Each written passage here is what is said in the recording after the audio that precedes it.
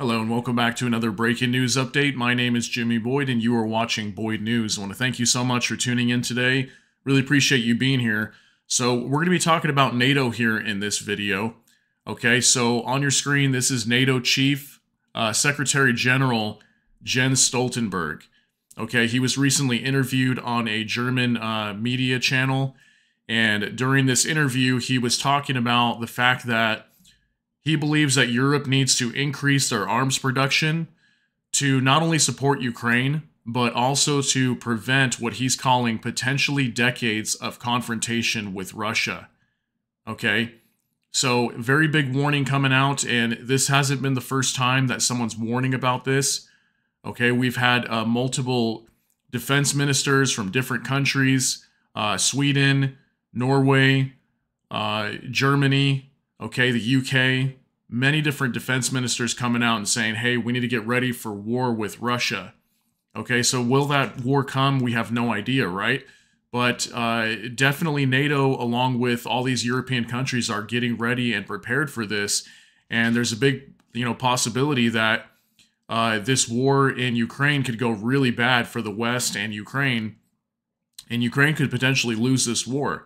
So they're worried that if Russia, defeats Ukraine and rolls through, they'd be right up on the borders of many of these NATO nations, okay, if they were to take Ukraine.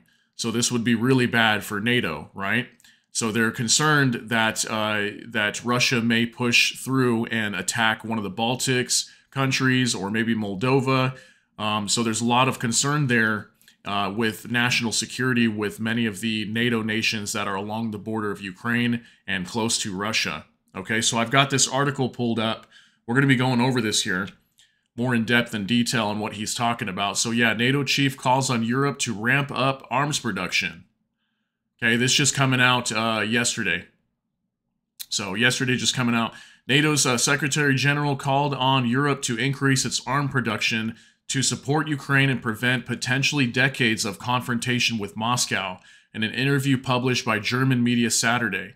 Ahead of key meetings of NATO defense ministers in Brussels and the second anniversary of the Russia-Ukraine war, Jens Stoltenberg insisted that we need to reconstitute and expand our industrial base faster to increase deliveries to Ukraine and refill our own stock. So that's two big issues they're having right now, is providing weaponry for Ukraine and then also refilling their own stocks. The stock levels for NATO are very low right now, as they probably are for Russia as well, right? But that's definitely an issue for NATO moving forward if they're worried that there could be a potential war between, the West and Russia. So big problem here. So this means shifting from slow peacetime to high-tempo conflict production, he told the German Sunday Daily Welt am Sonntag. So what kind of concerns me here is when he's saying this right here. Look, so this means shifting from slow peacetime to high-tempo conflict production. So he's talking about as if we are actually in war right now. He wants to start shifting to high-tempo conflict production. That's pretty worrisome, okay? If they really are that worried about Russia, why would they go and spend all this money to really up their arms productions? Because this is going to cost, probably billions, if not trillions of dollars between all these nations to really start going into what they call high-tempo conflict production. If they were not really that concerned about this happening, they wouldn't do this. So that's a very, scary sign here that they know something that we don't know, and there really is potential of war because they're obviously getting prepared for it, right? So meanwhile, the German Army's chief of staff said that country's military needs to be war ready in 5 years because of growing threats.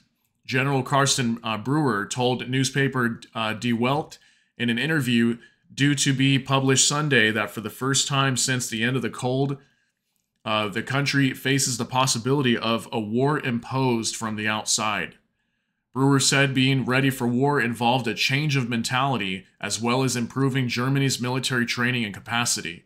Stoltenberg's comments came amidst growing pleas for shells, ammunition, and other military aid from Ukraine as it battles Russian forces into a third year. So he also went on to say there is no imminent military threat against any ally. At the same time, we hear regular threats from the Kremlin against NATO countries. Russia's invasion of Ukraine nearly 2 years has shown that peace in Europe cannot be taken for granted, the NATO chief said, emphasizing that and the importance of protecting countries in the alliance. As long as we invest in our security and we stay united, we will continue to deter any aggression, he said. NATO does not seek war with Russia, but we need to brace ourselves for potentially decades of confrontation, is what he said. So we monitor closely that what Russia does, and we have increased our presence in the eastern part of the alliance. So they have been upping their troop levels, like really close to the border of Russia. Okay, there was just an announcement as well of Sweden. I saw an article that even though Sweden is not in NATO as of yet, they are sending, I believe, about 1,500 troops to the border of Russia. Okay, so they definitely are beefing up their military presence in Eastern Europe, especially close to the border of Belarus and Russia. So they definitely are, worried about this and worried that Ukraine will fall. And if you've been following my channel, I've been reporting many, many different times that Ukraine is under attack consistently. Okay, just recently over the last few days, Kharkiv in Ukraine, it's an eastern city in Ukraine, one of the largest cities there, has been under attack almost every day by, dozens of drones, dozens of missiles every single day almost. So there's a very big possibility there's going to be a large offensive coming from, Russia here pretty soon, and they're going to be trying to take Ukraine. I think that's the next goal. If Putin wins in Ukraine, there is no guarantee that Russian aggression will not spread further. So supporting Ukraine now and investing in NATO's own capabilities is our best defense. So look at that. He's basically admitting that there's a possibility that Putin could win in Ukraine, okay? And he's saying there's no guarantee that Russian aggression will not spread further. So they really are worried. Even if, most people that look at this, they're like, nah, they're just saying that. They're not really that worried. I think they really are, because they're willing to spend so much money on arms production and getting prepared and putting troops in Eastern Europe, getting them lined up and prepared for a potential aggressive attack from Russia, right? So clearly they're worried about that. So that's why they're saying, so supporting Ukraine now and investing in NATO's own capabilities is our best defense.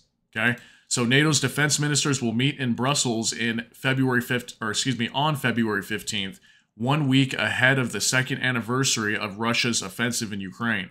A meeting of the Ukraine Defense Contact Group will be key feature of the talk. So, yeah, it looks like they're going to be meeting in just about, 4 days from now, because today's February 11th. So, yeah, there's lots that's going to be coming here, okay? Next month, we have elections coming up for, I believe, for Russia, okay? I think March 17th is supposedly Putin's re-election, if he gets re-elected, and there could be a change of power, but I don't think that'll happen. I think Putin will be re-elected there.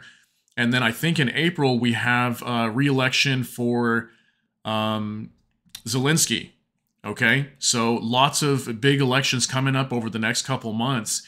And I think Russia could be preparing to launch an offensive, potentially even before Zelensky, gets either replaced or reelected, or it could come soon after that. But once these elections are held, that will solidify the offensive for Russia. And I think Russia's going to go for it here very soon, especially when the snow starts to thaw over there in Ukraine. So I see the point here that Jens Stoltenberg has and why he's worried about this. But let me know what you think down in the comments. Do you think that there's a grave concern here for Russia actually attacking a Baltic state or potentially any NATO nation? Do you think that's possible, or do you think that's just propaganda or fear-mongering going on here? So let me know what you think down below. That's going to be it for this video on this update that I have here for NATO. So I appreciate you hanging out with me here today. If you enjoyed this video, please consider hitting the like button. And if you enjoy my content, hit the subscribe button and also the notification bell. That way YouTube can notify you as soon as we do put out new videos. And we do put out several every day. So thank you so much again for tuning in. I hope you all have a really wonderful day. Everybody take care, God bless, and we'll see you in the next one.